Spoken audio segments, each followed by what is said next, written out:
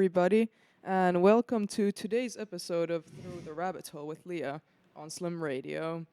So today's a very interesting episode. We will have a guest from Ruigoord, which is called like the oldest cultural free town in the Netherlands. He will be coming soon to talk about his experiences in the town, his experiences organizing events, and just like what life there is like in general. So the music we just played is by Moses Meyer, who is also a Ruigoordian artist. It's very cool, very like trance type of music, so you should check it out if you're into that. I'm gonna start by explaining some of the history of Ruigoord. So it's a very unique place. Like I went there for the first time last summer, and yeah, it's just there was so much like live music, like really interesting music going on, like stuff I'd just never seen before, loads of art all over the place. It's very much like, as they say, it's like a free town. So they're very focused on culture and just like expressing yourself in unique ways. So it's located in the outskirts of Amsterdam and officially belongs to the municipality of Amsterdam. Let me see which one the microphone. So this is the right one. I accidentally had two of them on. So it started as an island and then was turned into like a boulder or swamp in the 1880s. And there were initially plans to build a harbor there, and it would have been called the Africa Harbor in 1964. And it was meant for petrochemical trade, but the town was squatted in 1972 by a group of artists. The artists took over the abandoned buildings in the area and turned it into this like artistic village, and it was scheduled to be demolished in 1973. And a priest even performed his last mass in the church, which, if you've been to Ruigoord, you definitely know the church. And he handed over the keys of the church to the squatters, which feels like a very symbolic moment, just giving over the kind of not ownership, but the power of the area to the squatters. And they managed to stop demolition crews, and then the harbor project came to a standstill, especially because of the 1973 oil crisis, so it just kind of wasn't worth anymore to build an oil harbor. And during that time, it became a free zone and started to attract loads of artists, such as poets of the Dutch 50s movement, which includes poet Simon Winkenoog. I don't know if you've heard about him, but he was a very powerful, very influential poet of the Dutch 1950s, like kind of hippie movement, but like the free thinking movement. And Ruigoord was also an area where like also drug use was quite accepted and quite open, which kind of was like it's very much tied to the artistic and like trancey kind of, some people would say like hippie vibe of the town. So in 1977, the Dutch riot squad, or the Mobiele Eenheid, were sent to Ruigoord to remove the squatters. And there were 200 riot police were sent there to remove them. And most of the Ruigoord area, apart from the village itself, was flattened to prepare for the construction of the port of Amsterdam. So a legal battle between the village and the municipality started and advanced all the way to the European Union Court of Justice. And then in 2000, a compromise was reached, which allowed the village of Ruigoord to exist as an enclave within the port of Amsterdam. And it still exists as a squatted zone today, but it's fully legal. They have loads of stuff going on there. Like, I think people outside Ruigoord mostly know them for the events that they throw. They throw a lot of like festivals in the summer, some raves and other parties during some weekends. And you'd be most familiar probably with the church, but it's like a kind of a foresty area, village, and they throw parties, but they also have an academy, what they call an academy, and it consists of people arranging workshops, but on their website they advertise that it teaches life art, non-Western philosophy, futurology, magic, mind expansion, and different social and cultural techniques for both children and adults, beginners and academics, anarchists and civil servants. And they align all activities at Ruigoord, focusing on development and education. So you can, together and in a playful way, learn to dig deeper and develop your full potential. And yeah, they advertise like freeing your mind and developing new thoughts and new insights, which might lead to more joy and a better and more conscious life. Some of the workshops that they advertise there, so I was told about like basic stuff, like, I mean, not basic, just like fun stuff like pottery, these kinds of like very practical skills, but they also speak about like they speak about learning going far beyond the known facts and common knowledge. So they speak about alpha, beta, and omega.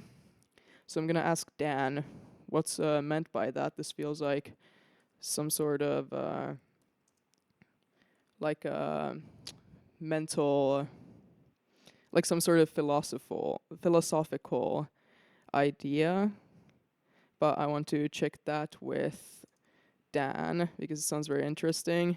And yeah, then they talk about like knowledge and insight of your left and your right brain, intuition and ratio, and then science of people and of different cultures. Another thing that's advertised on the website and that I've heard about Ruigoord is celebrating like ancient seasonal celebrations. So like ancient European, like Celtic and some Nordic celebrations. So that's also very intriguing. We'll speak about that later more with Dan. So they say on the website that they reach back to the indigenous European tradition, the union of the god with the goddess, and personal and social development form the basis of circular thinking, and they're mirrored by the cycle of nature. So they say that the Ruigoord community comes together 8 times a year to celebrate the seasonal celebrations in the ancient yearly cycle. So they have different ceremonies and traditions, and they claim that, you know, like they like associate each time of year with different kind of mental states. Like winter is a time of introspection, and spring is a time to initiate new projects. And then summer is, which is, we're coming to, I can't wait for it to be proper summer. Summer is the time to harvest the fruit, and autumn is a period of reflection. And that's the time also for preparing for winter and focusing on releasing the old and unusable. So I feel like that kind of aligns with how I already see the seasons, especially like I feel like winter is a time to like, you know, kind of, you know, get into your own, you know, cozy room and just like be cozy, introspect a little. I feel like it's more of a mental time because it's like so dark and cold outside. If you live in like Australia, then it's different, of course. But like for us, it's very like not very active time of year, so it's a good time for introspection. And then spring is always like the time of new beginnings, and summer is just for enjoyment because it's finally warm and sunny outside. You can finally enjoy things. And then autumn, you know, is a time of another time of new beginnings and preparing for winter. You kind of like releasing the old and unusable. So like they seem to celebrate some of the Nordic and Celtic festivals. So like they spoke about Beltane, which is like the Celtic May festival, marking the beginning of summer. So now it seems like it would be the time of year for that. So I'm going to be asking Dan how the Beltane went. No, wait, no, it's coming soon. It's coming up. I think it's May 1st should be Beltane. So like the same time as Labor Day, which Dutch people don't celebrate. They do the King's Day instead of the May Day. It's a completely different topic, which we might go into at some point because I was just reading about this today and it was very interesting. But yeah, then they also do Midsummer, which I celebrate personally, coming from Finland. I'm going to be going to Finland for this year's Midsummer. For us, it's very much like a family and friends get together. It's less of a spiritual experience for most people. But yeah, at Ruigoord, they celebrate the summer solstice in like the traditional Nordic way. So very interested in that. And then they also do Samhain, which is a Celtic Halloween, which is the original Halloween. I actually did a podcast on this when I first started doing podcasting on Celtic mythology and the origins of Halloween. It was brought to America by Irish immigrants who celebrated Samhain. So that's a very interesting topic to look into if you're interested in the origins of Halloween. So this is like a brief run through of like Ruigoord and like what kind of a place it is and what kind of events they celebrate. So until we meet today's guest, I'll play some Ruigoordian stream, which Dan sent to me. It's called the United We Stream Amsterdam #3 by Via Pro 3 for 12. And it was made during the COVID lockdown, and Dan said that they were very proud of it. So I'll play some of it to you, but you should check out the full stream because it is very cool.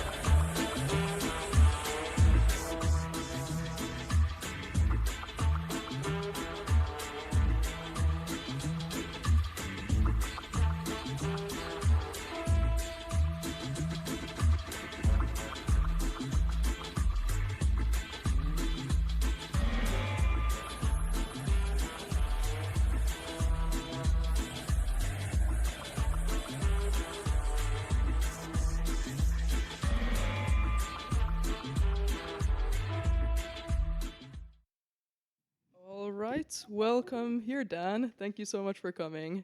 Hello, good afternoon. Happy to be here. Amazing. Would you like to start by introducing yourself and your relationship with Ruigoord? Yeah, my name is Daan Arnoudse. I've been a part of Ruigoord for many years. I've went there on a bike first time a little over 20 years ago, and I said I would stay for 2 days, but I stayed for over the week. And I've been part of the cultural organization since a little later after that first experience. Made you to go there on the bike for the first time? I've always been a part of counterculture in Alkmaar and around. And my friends, they told me, Daan, you have to join us to Ruigoord. We're going there. We're building a bar. We're smoking mackerels. We're doing a party. You have to join us. These people are just as crazy as you are. So you like it? Join us. Oh, nice. You told me earlier that you started as a volunteer. That's true. Well, actually, I started there as a part of the Makrele Bar, the Mackerel Boys. They used to do festivals, which did not really have an end time or date. And the Dutch Acid family, our friends, they would build an arena and they would do these crazy parties. So we would build a bar attached to that arena and we would smoke mackerels and sell fish during the day and sell beer during the night. Oh, so you would smoke mackerels, as in like the Fresh mackerels, nice. fresh caught mackerels from the sea, and or bought in IJmuiden, which is close, and then we would clean them and smoke them and sell them. And from that, I started to join in as a volunteer at the bar crew, and this escalated in a good way in a few years to me running the bar. Okay, nice. And what's your position there now? Right now, my official title is location manager, but I'm, basically the Mr. Fix-It that fixes everything that needs to be done in between all the cultural activities. So the church has many phases in 1 week, and I'm there to make sure that we can do a rave party on Saturday night, and then it's a child-friendly zone on Sunday Oh, yeah. afternoon. Yeah, so there's a mixture of a lot of different kinds of events going on there. And then you're like arranging them and navigating between all of them.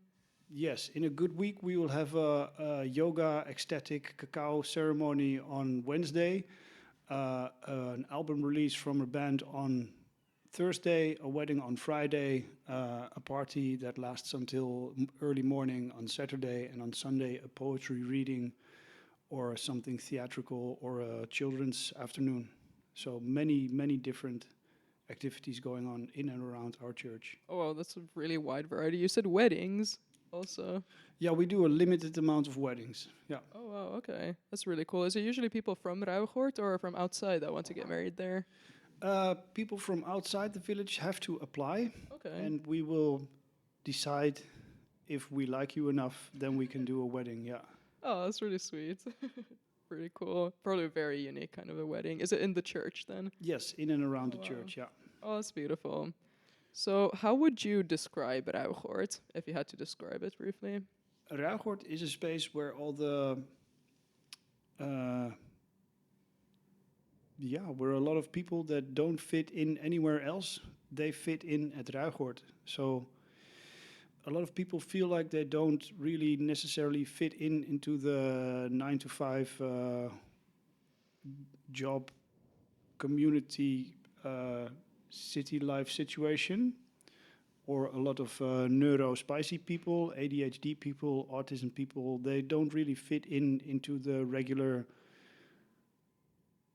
society, and they do fit in the small bubble that is Ruigoord, where people who have built a place where for everybody. A lot of creative people are also a little bit crazy, and that makes them a lot of fun.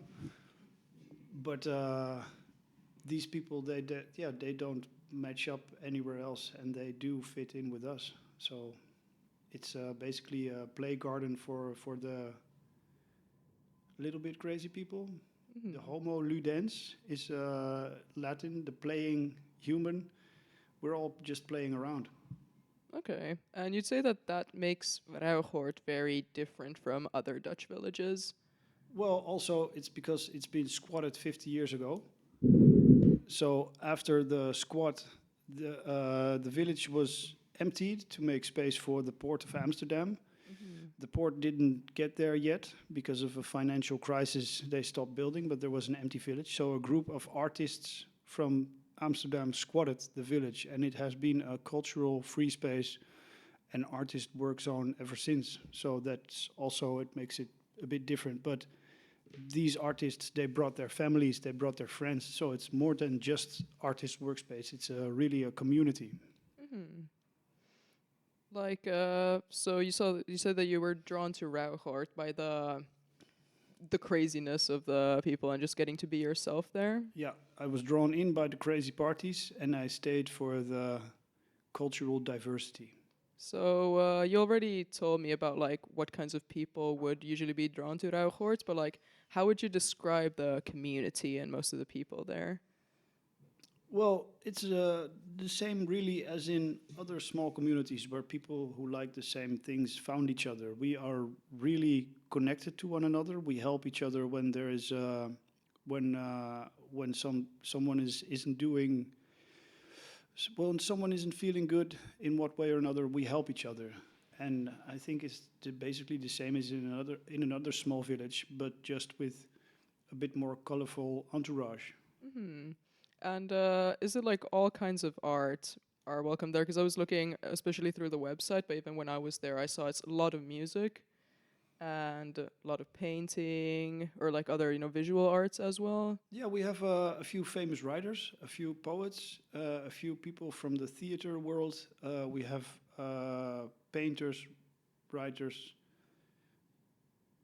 lots of different types of art, and we all try to tie it together into our own cultural program. So that is like the Gesamtkunstwerk Ruigoord, where in our festivals everybody participates, and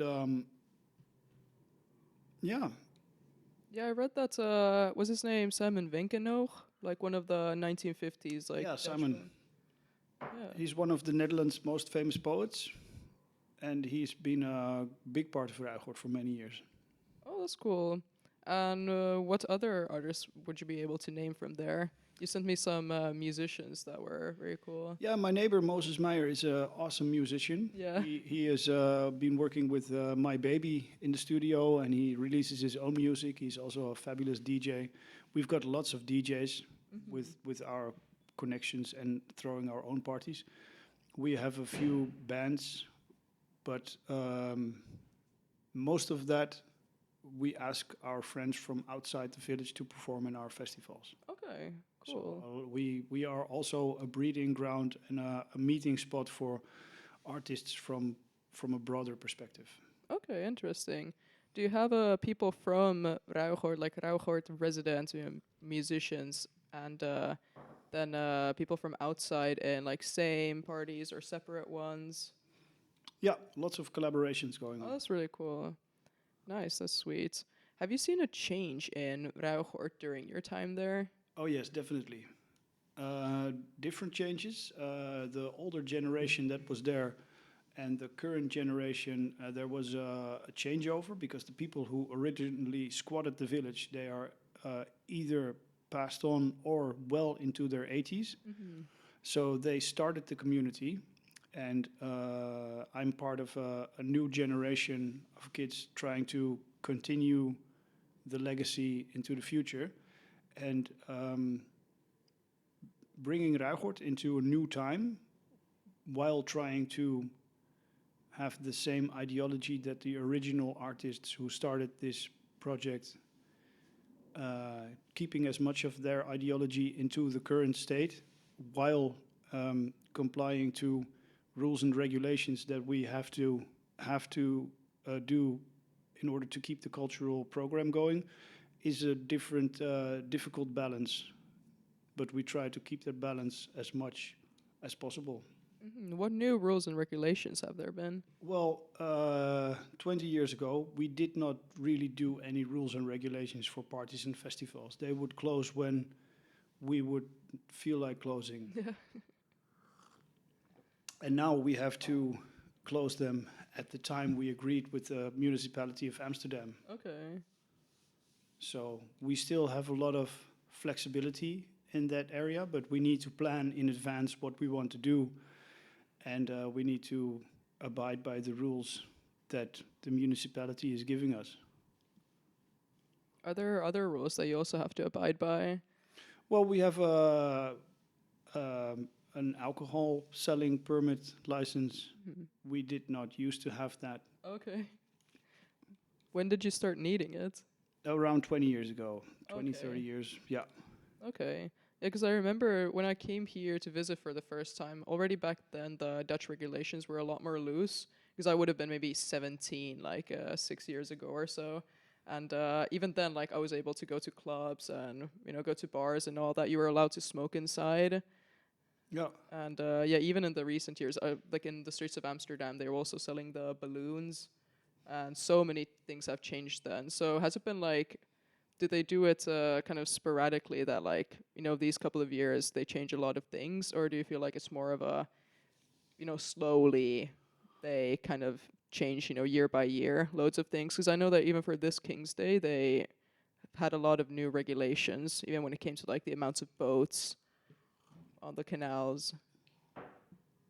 Yeah, I'm not really up to date with everything going on inside the city because I don't live in Amsterdam. I come from Alkmaar and I work in Ruigoord.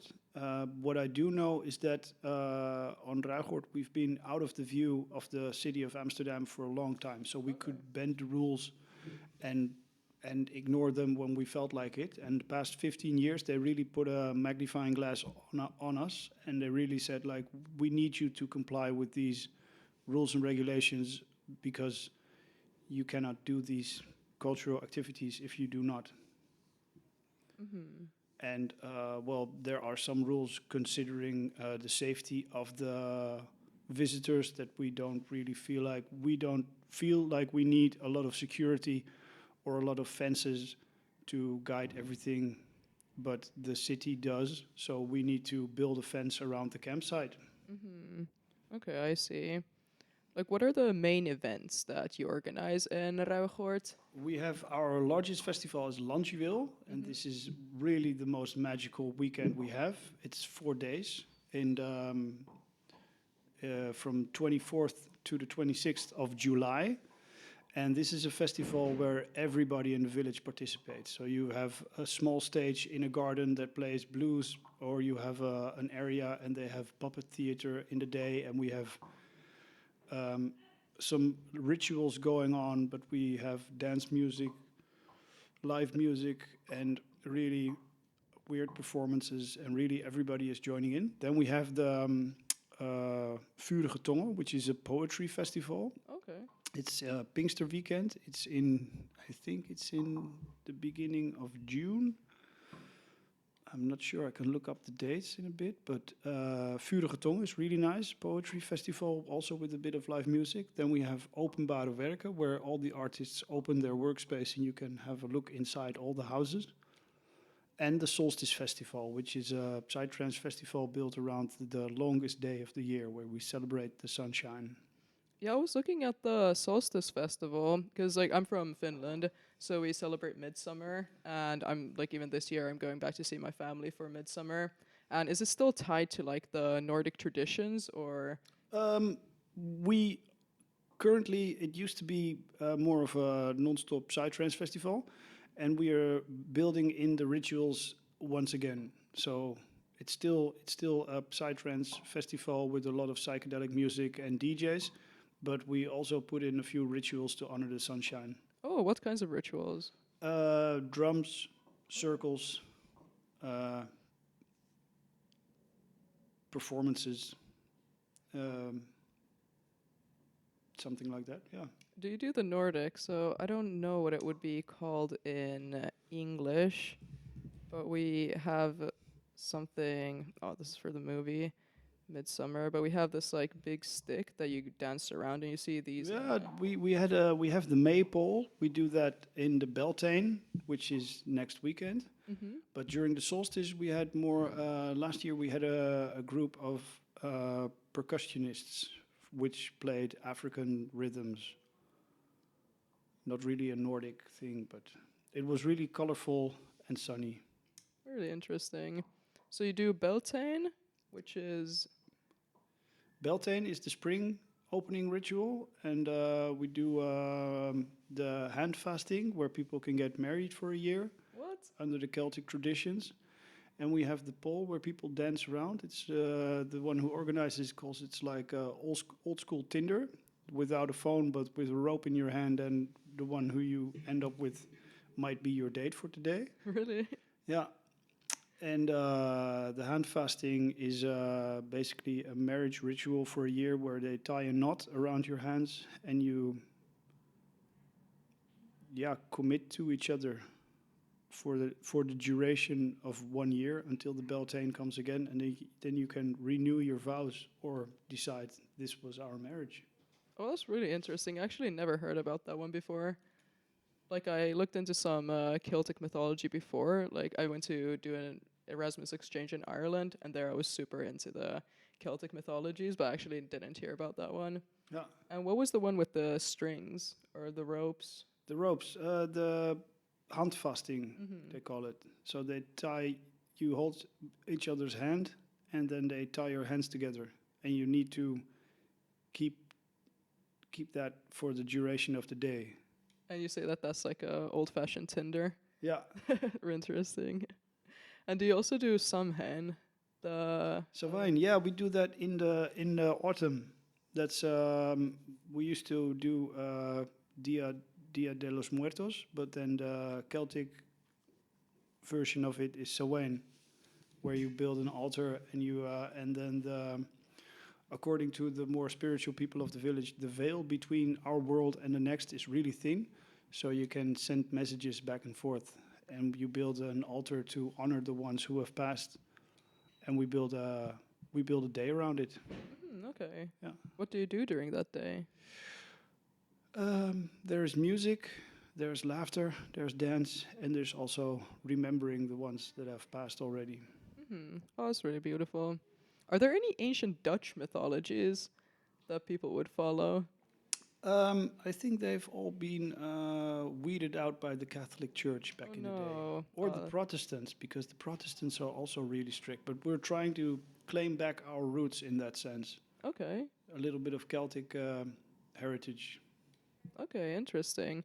Do people like actually follow the religions or mythologies of Nordic or Celtic, like ancient mythologies, in their daily lives? No, No. no, Okay. no. We take elements to enrich our cultural activities, Okay. and it gives a lot of people something to think about. But we don't really practice stuff like that every day. I think most of Ruigoord are atheist. Okay. What's your favorite event in Ruigoord?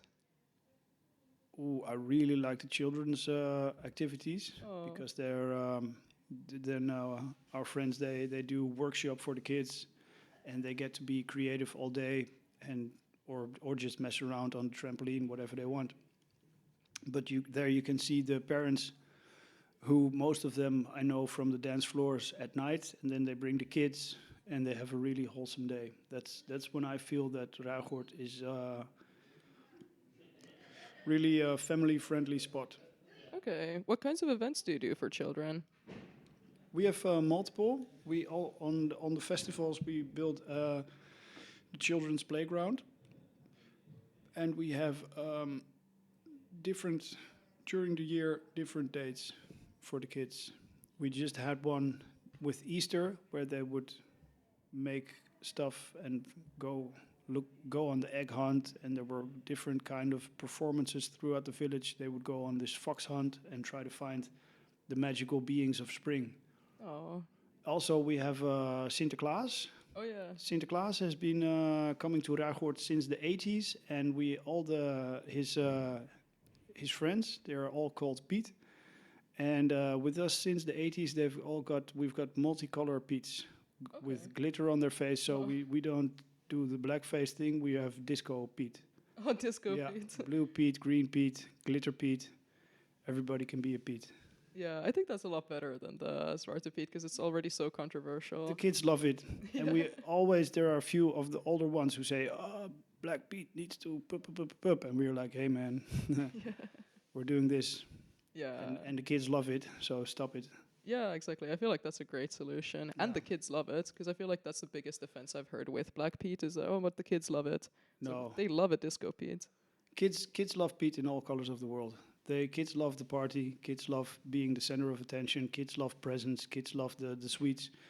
The kids don't care about what color it is. Yeah, so true. That's beautiful.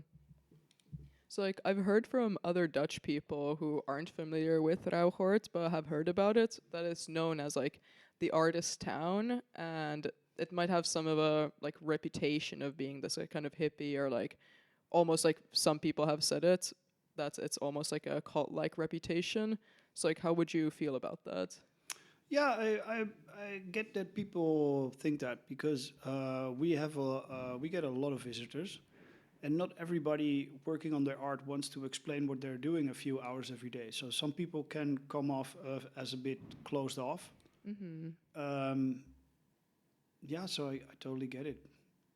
We try to be as open as possible, but if you in your workshop would have a lot of people coming by bike every day, or a big party next door, and the people coming to the party they're all drunk or high or whatever, and they want to Mm-hmm. talk to you. I get that people don't are not as open to tourists in our village every day. Yeah, and I understand that. Have you seen? So you've been working in kind of the hospitality side of Rauwgoord for a long Yes. time. Like I've worked in bars before, and there's some crazy stuff going on. Like even in just central Amsterdam, a lot of crazy stuff goes on. Like I can go on and on about the stuff that I've seen. Yeah. So do you have any interesting stories of stuff that you've been through or witnessed yourself? Oh yes, mostly fun stuff. But also, we have our parties. They go on for a long time, and the village of Ruigoord has a strong relationship with psychedelic culture.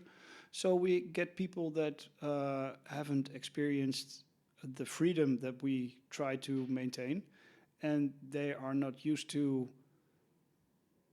being completely free, and then they take it a bit too far. So you will have a guy running around naked thinking he's Jesus, or some other, or a guy taking a shit on the dance floor in the church, and we have to throw him out.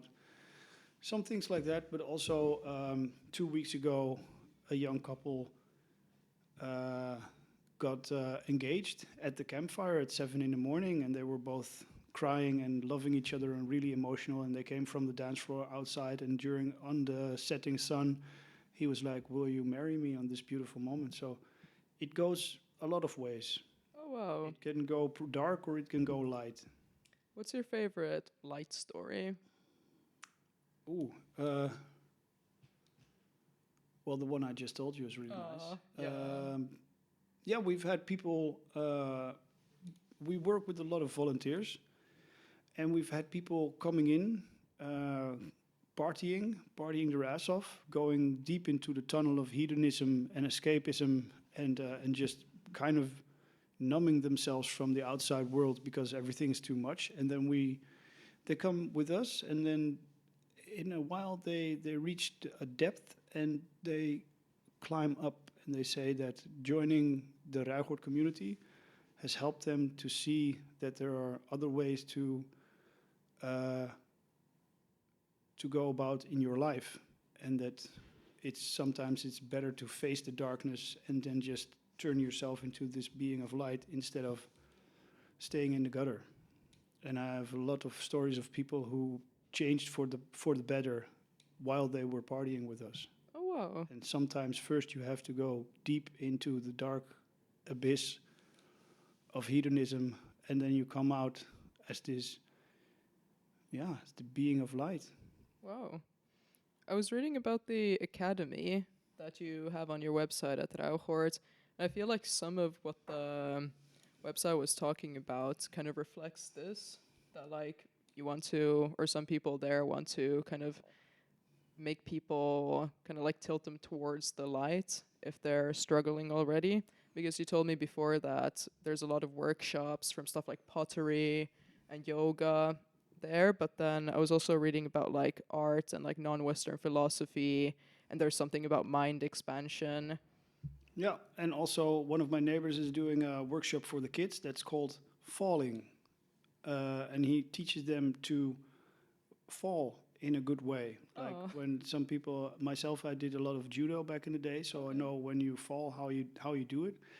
And this was one of my favorite workshops where kids in an hour and a half they learn a bit of basic acrobatics, but just how do you fall?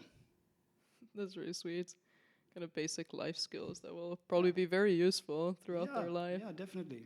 Yeah, I think I could have used them as a kid. I was curious if you know what this means. So, like, this is from the website. They were talking about like alpha, beta, and omega knowledge, and then like left and right brain. And then, I mean, intuition, I understand. It kind of feels like what you were talking about already. But I was just curious if you know about Not this. really, no. Okay, I No, understand. I'm really more of a practical guy. Yeah, no, I understand. I was just curious if you happen to know, because this is on the website. But then, yeah, also stuff like pottery is great, and I feel like it's kind of ties to this like freeing your mind, just like the meditation part of Yeah, it. yeah.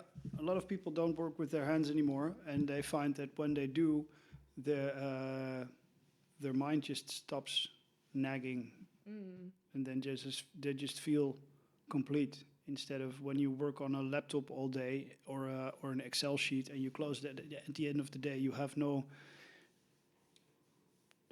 fulfillment in a way that your hands didn't really create something Mm-hmm. touchable. And when you do it like that, then you can tell your mind like, "Hey, we've been productive." You can feel good about yourself. Yeah.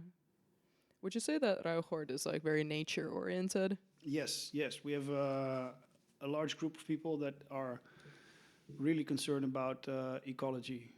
Mm. And also back in the day, when they were trying to evict the village, there was a large group of people who started Ruigoord, and they basically they built tree houses and trenches around the village, and they defended them, peaceful guerrilla style. But there were also like eco warriors. Okay. Yeah, and in a way, they're still here now. Some of the original people, and but now we do tours through the food forest, and we plant different types of trees, and we learn people that food comes from a tree or a plant, Mm-hmm. and not really from a factory. So we do these workshops for kids and adults, and we show them around the village. And we've been planting a food forest for the past 5 years. Oh wow. What do you plant there? Um, Permaculture, fruit trees mostly. Okay. Lovely. And you use these in your dinners whenever you can. We don't produce enough to feed the entire village, but we Mm-hmm. mostly use them to show people that you can Okay. grow food in your own backyard if you want to. Okay. Yeah, I feel like that's a really important initiative. And I've even seen some of it on social media just to kind of make people reconnect with the fact that you can plant your own, like herbs, Yeah, your own onions and stuff like that. Because I feel like many people have become very like disconnected yeah, from just like nature and the reality of nature. Like I've even spoken to people who like don't really they just don't think about the fact that, their food comes from trees, or if they eat chicken, it comes from a chicken that's been yeah, alive. Just loads of people nowadays are very disconnected from those facts. So I feel like it's great, especially doing the tours for people and teaching children yeah. that this is where food comes from and this is how you can plant it yourself. Are you planning to expand that planting operation? Well, we have a really small village, so Mm-hmm. we've been planting in all corners that are available, Mm-hmm. but there is not really space to expand this. Okay. Is there still the plans to, or has the port been built, the harbor for Yes, Amsterdam? Okay. yes, it's been built fully around the village. Okay. So when I first came there 20 years ago, there was nothing around the village, and now there are these huge gray shapes that are used for different types of industry. Hmm. Yeah, I read that initially it was meant to be for the petroleum industry. Yes, we have got the largest storage facility of petroleum in the Western Amsterdam port. Oh wow. Yeah. How do the Ruigoord residents feel about that? We don't like it, but they are our neighbors. So you can better have a good neighbor than a faraway friend. Yeah. So we went from resisting the building of the port to joining them at the table to have a conversation how about how we can have festivals next to the largest oil facility in the Western Amsterdam port. Oh wow. Yeah, and how do we combine their safety regulations with our free-spirited nature? Oh wow. Yeah, it feels like it's two like very much opposites next to each other. Yes, and they don't like that we still can do this either, but we have agreed to disagree about a lot of subjects, but we still need to do it together. Mhm. I was curious about so I read that there's also been a history of clashes with the police, and you also told me about that. Like, is there still tension today? No, No, okay. no. Clashes with the police? I read that when was it in 1990? Yeah, that's Yeah, that was a long time ago. back in the day, before my Yeah. time. Okay, okay. And since then, now you're coexisting peacefully with the harbor. We signed an agreement with the municipality of Amsterdam and the port that we can stay and do our cultural activities for the next 25 years. And Okay. this has been the result of a very long and arduous negotiations.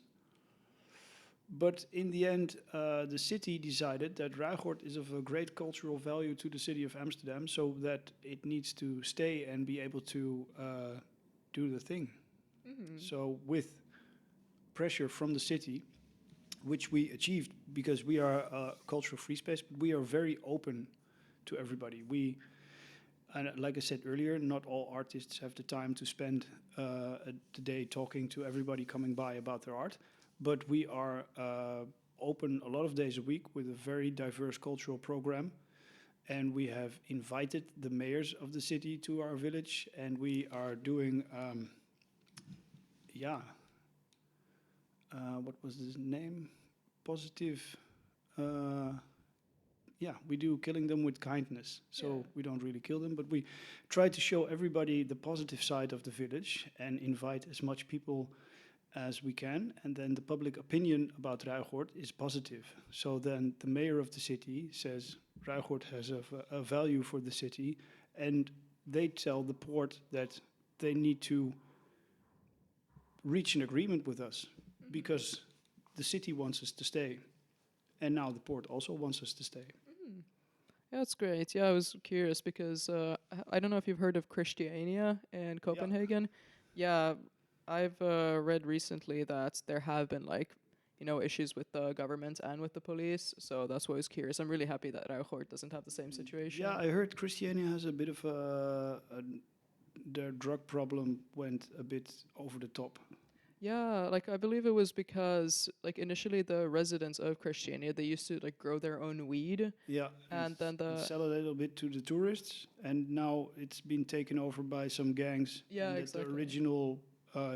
the original artists and hippies they don't have anything to do with anymore. It's turned into a Pusher Street situation. Yeah, exactly. It was really unfortunate to see. Like I went to visit a couple of times, and I spoke to some artists there about it, and Yeah, yeah, they also thought it was really sad to see that happen yeah, because it used to be very much like a community-driven space and very safe also, and now it just isn't. yeah, yeah. This is um, sad. Yeah. In Ruigoord, we are always working together as a community to prevent these things from happening. Hmm. If you had to pick one thing that's your favorite part about Ruigoord in general, what would you say? Personal freedom. Personal freedom. Yeah, it's a bit of an anarchistic village in the sense that anarchy uh, implies that there are no rules, but your freedom ends where another one's begin. So if I'm not bothering my neighbors, I can do what I want. But if my neighbor says, "Hey, man, cut it out with the music 24 hours a day," I will cut it out with the music 24 hours a day. So in this way, you can have a large personal freedom and respect your neighbor. And it's really an ongoing conversation about what are my wants and needs and what are yours. Yeah, I feel like that's the best way to go about it. So, like you can have the freedom, and then if you all respect each other, then the freedom works the best for everybody Yeah. as well. Yeah. Yeah, that's really wonderful. Is there anything that you'd like people from outside of Ruigoord, especially people who don't know much about it or maybe have heard, rumors of what it's like? Is there anything you'd like them to know or understand about Ruigoord that they maybe don't? Um, well, I would say have a look at our website, www.ruigoord.nl. Check out our very diverse cultural program and come by and look for yourself. Yeah, you said that's everything from yoga to pottery, weddings. We do so much. We do a lot. Yeah. So, is it right that the festival or like event season is really, kicking off now at Ruigoord? Yeah. So you have the Landjuvel, and what else do you have, like, especially party-wise? Because I think a lot of people from Amsterdam would be interested in the party The scene.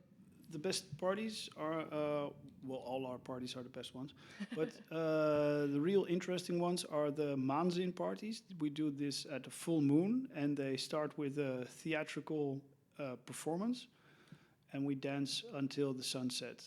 Oh wow! These parties have an element of live music, theatrical performance, and outside the church at the campfires, it's always really nice. Okay, These are party-wise. These are our best parties in the church. okay, nice. And is the moon, the full moon, also tied to the mythology of? Yes, Okay. definitely. And other than that, our festivals, Vurige Tongen, Solstice, and Landjuweel, they are amazing. Yeah. So Vurige Tongen is more poetry-driven, and it's a bit more theatrical, a bit more art, and also a bit quieter. There are no large speakers around the village. There are no DJ parties. Solstice is really a dance festival, and Landjuweel is a little bit of everything. And the only Vurige Tongen and Landjuweel are both family-friendly festivals. Okay, nice. Yeah, so bring your kids. Oh, sweet. Are you still looking for volunteers for these events? Always. You can apply to be a volunteer at our website, www.ruigoord.nl/vrijwilligers. And you can join in as volunteer we have a lot of different volunteers for everything. As with all cultural spaces in the Netherlands, we cannot exist without the support of all the volunteers. So shout out to alle Ruigoord vrijwilligers. Shout out naar Yvette ook om dit allemaal te regelen. There is no culture without the combined effort of everybody pushing it. We make no money. All the profits we make go back into maintaining the village and enriching the cultural program. But without all the volunteers, we wouldn't be able to do what we do. Amazing. So if you are interested in volunteering, check out the website. I think I might be sending you an email because I was already thinking about like, oh, it would be so cool to volunteer there. Like I only went once, I think it was last summer, but I was so intrigued. Oh yeah, what did you do? I don't remember which party I went to. No, Like what did you do as a volunteer? Oh, what I would do, I haven't volunteered yet. Oh, sorry. Yeah, but I would love to volunteer. Yeah. I don't know if you need people behind the bar or something. I have experience. Amazing. All right, thank you so much, Dan, for joining. It's been a really wonderful and really interesting episode. Yeah, thank you for having me. Amazing. I'll finish off this episode by playing Astronauts. So you sent me this on. Oh yeah, that's me. Amazing. So let's listen to some of Dan's tunes to finish off this episode. And thank you. They're not really my tunes. I selected tunes from artists and I mashed them together. And you played this in radio. I was in a radion, yes. Oh, amazing. Well, let's listen to this mix by you. Amazing. And thank you for the listeners for listening. And we'll see you again in 2 weeks on Through the Rabbit Hole with Leah on Slim Radio. And let's hear some tunes.